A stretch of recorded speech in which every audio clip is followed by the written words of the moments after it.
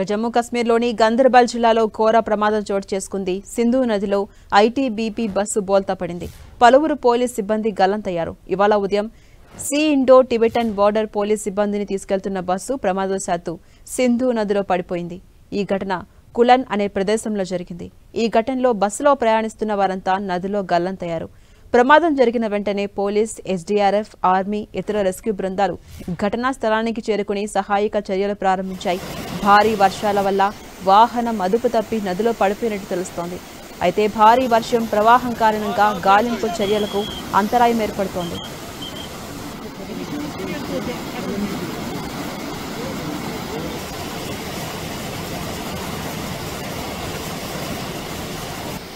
నదిలో పడిపోయిన బస్సుని మనం చూస్తూ ఉన్నాం. ఈ బస్సులో ఉన్న వారంతా కూడా గల్లంతైపోయారు. అయితే సహాయక చర్యలు ప్రారంభించారు. ఎన్డీఆర్ఎఫ్, ఎస్డీఆర్ఎఫ్, ఇతర రెస్క్యూ టీమ్స్ అన్ని కూడా సహాయక చర్యల్లో పాల్గొంటున్నాయి. మరోవైపు భారీ వర్షాల వల్ల అదుపు తప్పి ఈ బస్సు నదిలో పడిపోయినట్టుగా తెలుస్తోంది. అందులో ఉన్న వారంతా గల్లంతైపోయారు. వర్షాల కారణంగా సహాయక చర్యలకు కూడా కొంత ఆటంకం కలుగుతోంది.